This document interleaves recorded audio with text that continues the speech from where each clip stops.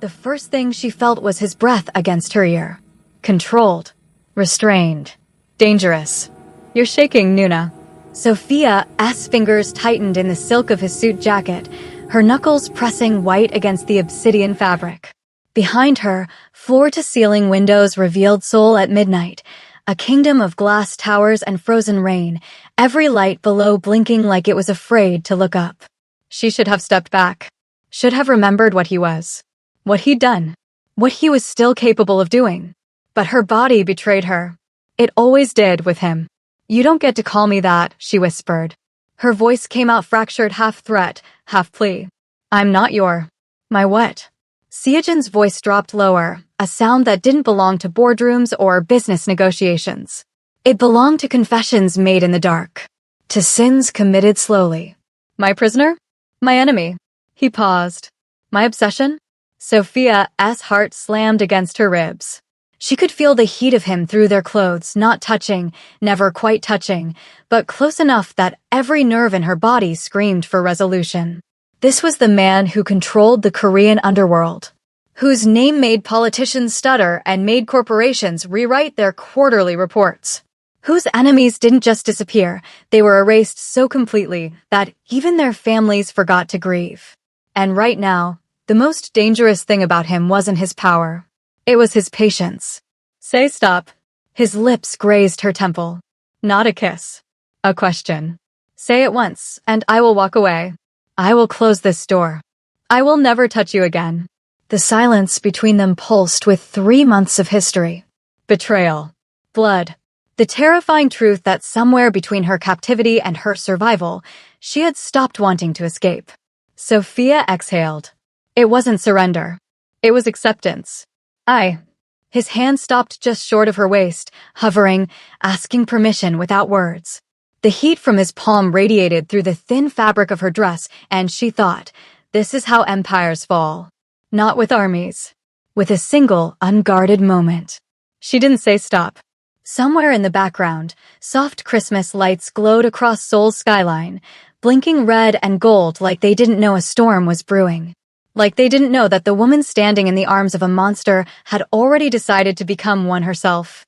Before the story continues, family, wherever you're watching from. If you love dark romance, Afro-Korean stories, emotional thrillers, and love that doesn't ask for permission, make sure you subscribe, like this video, and drop a comment telling me where you're watching from. Because this love story didn't begin with tenderness. It began with a bullet that was never fired. The safe house wasn't safe anymore. Sophia knew at the moment she tasted smoke in the air, not the controlled burn of cooking fires from the street below, but something chemical. Purposeful. The kind of smoke that preceded bodies. She had 17 seconds to react. She used 14. By the time the first door exploded inward, she was already climbing out the bathroom window, her bare feet finding purchase on the rain-slicked concrete ledge 3 stories above the alley. Her gun was in her right hand. Her phone destroyed, SIM card swallowed, was a memory. The agency had sold her out. She'd known it was coming. Had felt it in the clipped voices during her last debrief, the way her handler avoided eye contact, the sudden silence when she entered rooms. Sophia Okoye, asset 27, fluent in English, Yoruba, and Korean, ghost trained by M16 before being recruited by a nameless American agency, survivor of 11 extraction missions in territories that didn't officially exist, had become inconvenient. And in their world, inconvenient meant dead. She dropped into the alley as the safe house above her erupted in flames. Glass rained down. Someone screamed in Korean, a language that shouldn't have been there, not in Lagos, not in a supposedly secure location. Korean. That was when she understood. They hadn't just betrayed her. They'd sold her. Gifted her location to the one organization that had spent 3 years trying to find her. The Jeonjongpa. The Black Faction. Korea's oldest crime syndicate, older than the government that pretended to control it. Sophia had stolen documents from one of their subsidiaries 2 years ago. Had exposed a money laundering operation that cost them $40 million and the life of a senior lieutenant. They wanted her dead. And now they knew exactly where she was. Sophia ran. She made it 6 blocks before the first bullet sang past her ear. for more blocks before her ankle twisted on debris and sent her crashing into a construction site, half-finished towers of steel and concrete rising around her like the ribs of a metal beast. She found cover behind a pillar. Checked her clip. 8 rounds. At least 12 hostiles, based on the footsteps echoing through the skeleton of the building. She was going to die here. The realization came without drama. Just a flat, clinical acceptance. She'd always known this was how it ended, not in retirement, not in some quiet apartment with plants and morning tea, but in blood and darkness alone. At least she would take some of them with her. She raised her weapon, sighted on the first figure entering the construction site, and stopped.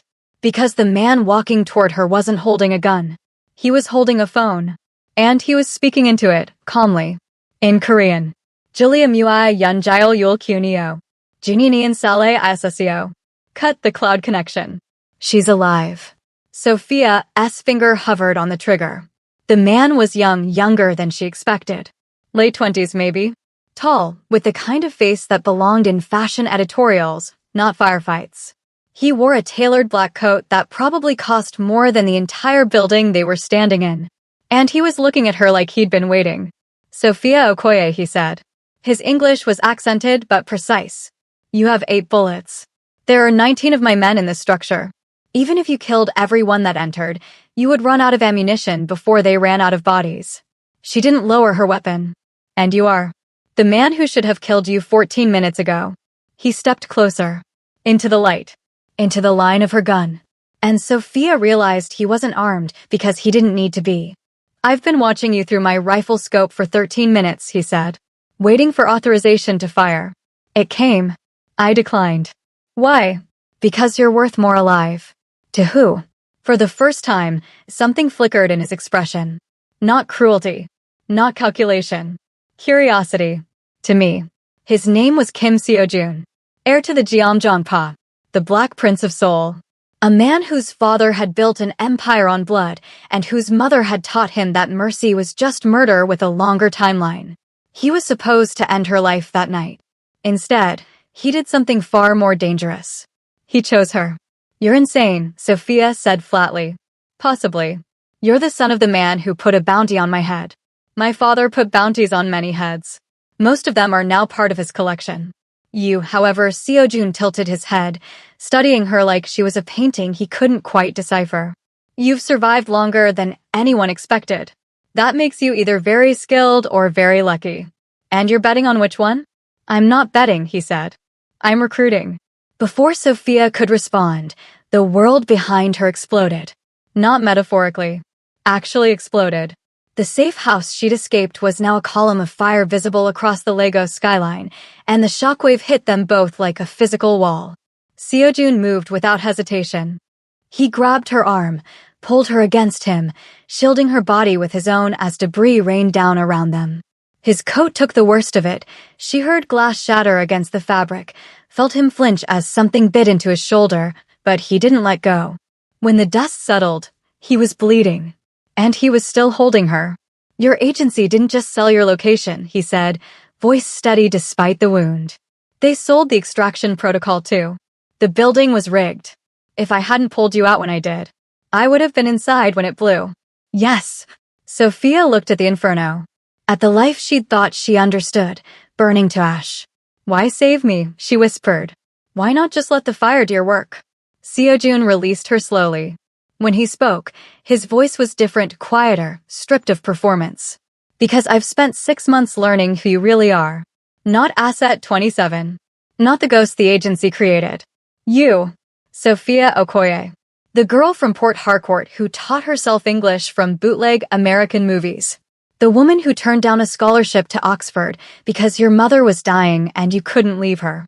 The operative who cried silently, where no one could see, after every mission where a civilian was lost. He met her eyes. I've read your files. All of them. Even the ones your agency doesn't know I have. And I know something they don't. What? You're not a weapon, Sophia. You're a weapon they failed to break. And that means everything they think they know about you is wrong. He extended his hand. Come with me. Let me show you who really sold you out. Let me give you the truth they tried to bury you with.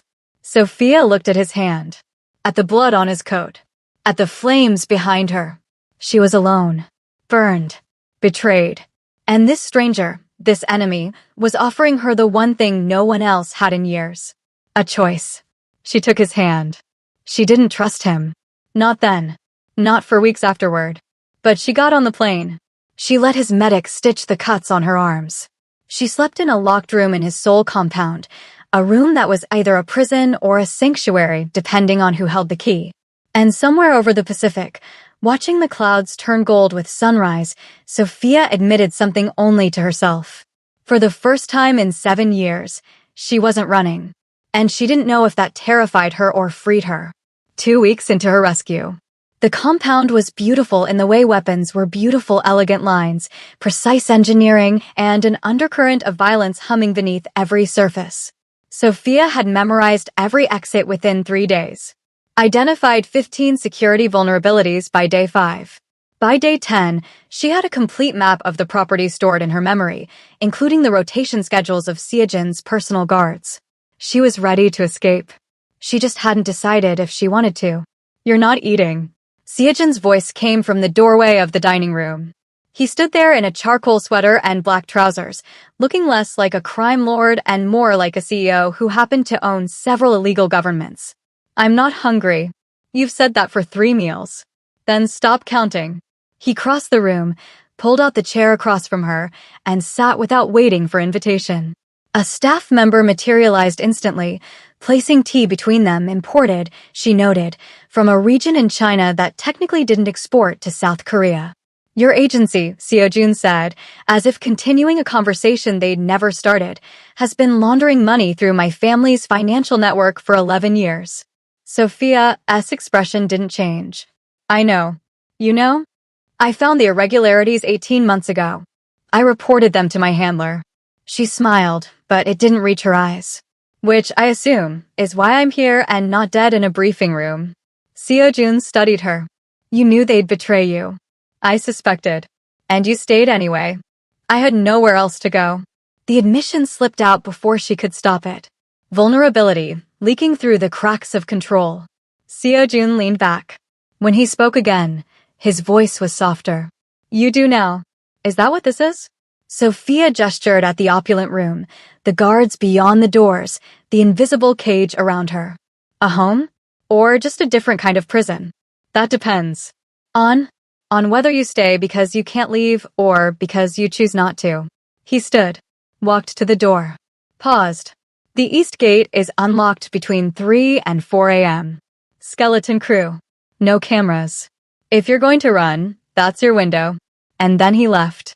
Sophia didn't run. Not at 3 a.m. Not the next night. Not the night after that. She told herself it was strategic.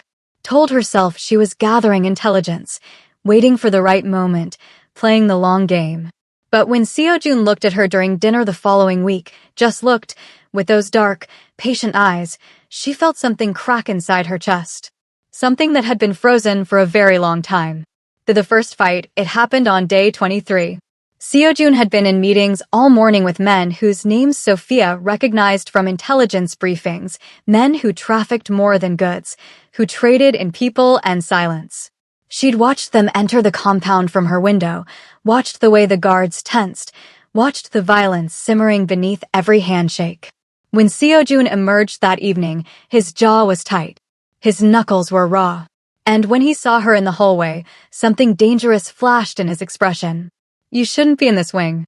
"I shouldn't be in this country," Sophia shot back. "And yet here we are. This isn't a joke. Neither is being kept like a pet while you play king with killers." He moved closer. Too close. The air between them crackled.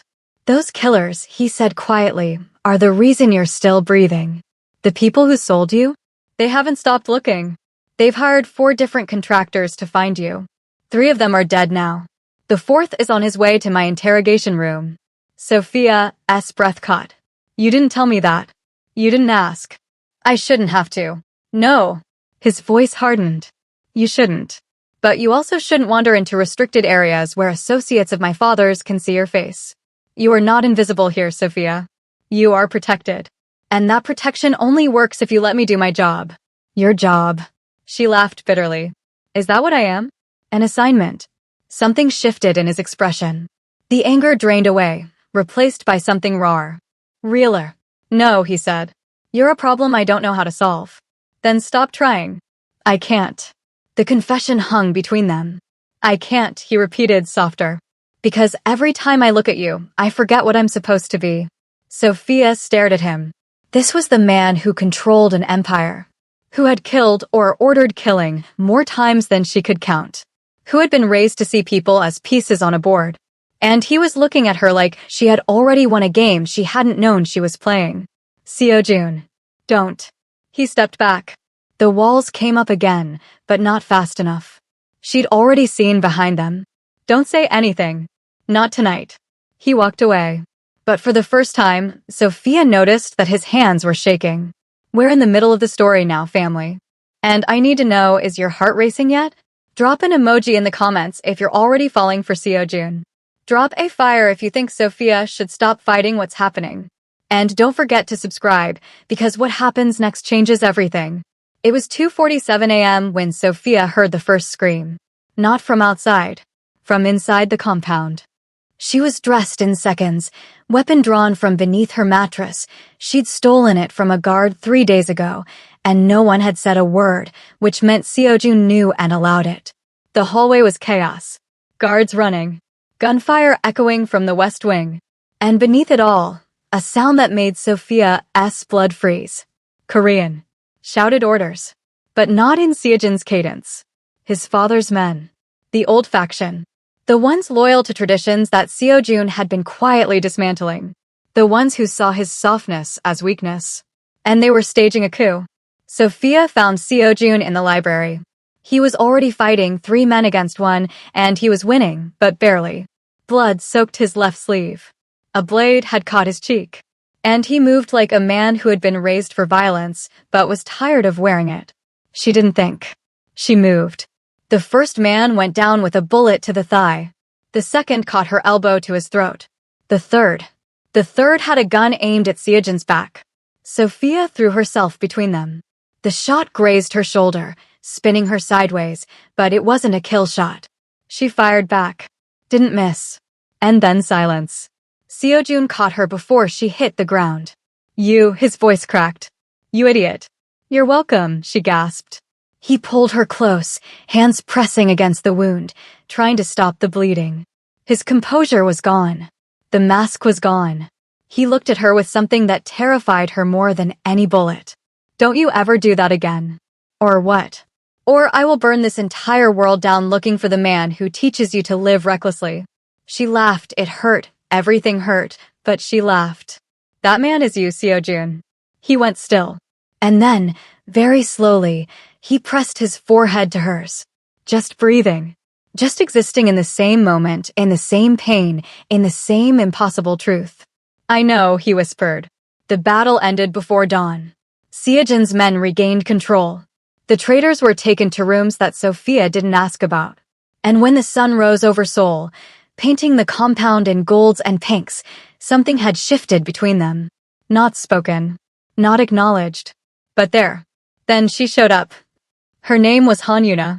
And she was everything Sophia was not. Korean. Refined. Raised in the same violent world as Seo-jun, speaking its language fluently. Their engagement had been arranged when she was 16 and he was 20, a merger of crime families, a treaty written in future children. She arrived at the compound 3 days after the coup attempt, sweeping in like she owned the place. Because Sophia realized she technically did. So you're the stray he's been hiding. Yuna's voice was melodic and cruel, the kind of voice that complimented while cutting. She circled Sophia like a predator assessing wounded prey. I've heard about you. The African spy. The older woman. She said older like it was a disease. Sophia smiled. And I've heard about you. The arrangement. The alliance. The fiancé. Is that what you call it? I thought it was more of a leash. Yuna's eyes flashed. You have no idea what you've walked into. You're a disruption. A temporary one. Seo-jun will tire of you the way he tires of all his projects. And when he does, I'll still be here. Because I'm not a project. She leaned closer. I'm his future. Sophia held her gaze. Then why are you so threatened by his presence? The slap came fast. Sophia caught Yuna's wrist before it connected. For a long moment, they stood frozen. Power against power. Will against will. Then Sophia released her. I don't want to be your enemy, Sophia said quietly. I don't even want to be here. But I will not be threatened. Not by you. Not by anyone. If Seo-jun is your future, then have him. But don't mistake my presence for a competition. She walked away. And didn't see the look on Yuna's face, the look of a woman who had just decided that a disruption needed to be removed. He found her on the rooftop that night. She was sitting on the edge, legs dangling over 100-foot drop, watching the city lights pulse like a second heartbeat. You talked to Yuna. It wasn't a question. She talked at me. I listened. Seo-jun sat beside her. Not too close. Never too close, as if he was afraid of what happened when they touched. The engagement, he said slowly, was arranged before I understood what arrangements meant. My father wanted an alliance with her family. Her father wanted access to our distribution networks. I was currency. And now? Now my father is dying. Slowly. The doctors give him months, maybe a year. And when he goes, the engagement becomes yours to break. He didn't answer immediately. When he did, his voice was raw. Yuna is not a bad person. She was raised the same way I was, told her value lay in who she married, what alliances she could forge. She's never known anything else. That's not an answer. No. He turned to look at her. It's not. The city sprawled beneath them, indifferent to the gravity of the moment. What do you want, Seo-jun? He stopped. Started again. I want to be someone who chooses. Not for strategy. Not for survival. For meaning. And what does that look like? His eyes dropped to her lips. Just for a moment. Just long enough to set her pulse racing. I don't know yet. But I know it looks more like you than anything else in my life. Sophia's breath caught. I'm not. I know what you're not. He cut her off gently. You're not young. You're not naive. You're not easy. You've seen more death than most soldiers, survived more betrayal than most spies, and you still choose softness when no one is watching. You sing to yourself when you think you're alone. Nigerian songs, I think. Yoruba. She stared at him. How? Because I watch you, Sophia. Not to control you. To understand you. And the more I understand, the less I want to let go. He reached out. Slowly. Giving her time to pull away. She didn't. His fingers brushed her jaw, tilting her face toward his. I know I have no right to want this, he whispered. No right to want you. But I do. And I'm tired of pretending otherwise. For a long moment, the world held its breath. Then Sophia did the bravest thing she'd ever done. She leaned in. Their lips were a breath apart when the explosion rocked the building. Not a bomb. Smaller. A warning shot, a signal. Seo-jun was on his feet in an instant, phone already in hand, rapid Korean firing through the line. Sophia watched his face change. Watched the softness drain away. What is it? Yuna. His jaw tightened. She's contacted the agency. Told them where you are. The world tilted. She what? She's trading you to buy leverage. If you're gone, she thinks I'll fall back in line. Sophia's voice was flat. Cold. Be the air she needs. I won't let them take you. You might not have a choice. Seo-jun grabbed her shoulders. Fierce. Desperate. Listen to me. I have spent my entire life being told who to be, who to love, who to kill. I let my father dictate my future because I didn't believe I had one worth fighting for. But you. He pulled her close. You are the first thing I've chosen. And I will not let them take you from me. Sophia's eyes burned with unshed tears. Seo-jun. Promise me. His voice broke. Promise me you'll fight. That you won't give up. That no matter what happens next, you'll survive. She cupped his face. Felt the tension in his jaw, the fear he would never admit to. I promise, she whispered. He closed his eyes. Then let's go to war. The snow fell like forgiveness, soft and silent and entirely undeserved. Seoul was glittering beneath a blanket of white, Christmas lights twinkling from every building, carols drifting from somewhere distant. It should have been peaceful. But inside Seo-jun's compound, peace was dying. The agency had sent 12 operatives. Yuna had provided the security codes. And the old faction, the loyalists who had never forgiven Seojun for his mercy, had chosen tonight to make their final stand. Sophia fought like she was already dead. Because in a way, she was. The woman who had walked into this compound 3 months ago, frightened, betrayed, hollow, she was gone. In her place was someone forged by fire and choice, and the terrifying knowledge that love could exist even in darkness. She killed 4 men before the first hour ended. Took a bullet grazed to her thigh. Kept moving. And through it all, she was looking for him. She found Seojun in the main hall. He was surrounded. Blood on his face, his suit shredded, a knife in one hand and a gun in the other. He was fighting like a man who had nothing left to lose. And then he saw her. Time stopped. Move, his eyes screamed. She did. The bullet that was meant for his back hit her shoulder instead, spinning her into the wall. She heard him roar, not a word, just raw sound, pure rage, and then the man who had fired was dead, neck snapped with brutal efficiency. Seojun caught her before she fell. No. He was shaking. Trembling. No, no, no. I'm fine. She wasn't. The world was graying at the edges. Shut up. He lifted her, cradling her against his chest. Shut up and stay awake. Do you hear me? Stay awake. Seojun. I am not losing you. Not tonight. Not ever. He carried her through the chaos, through the gunfire, through the bodies of men who had tried to take everything from them. And when they reached the medical wing, when he laid her on the table and the doctors swarmed, he didn't leave. He stayed, held her hand through every stitch, whispered prayers in Korean that she didn't understand but felt in her bones.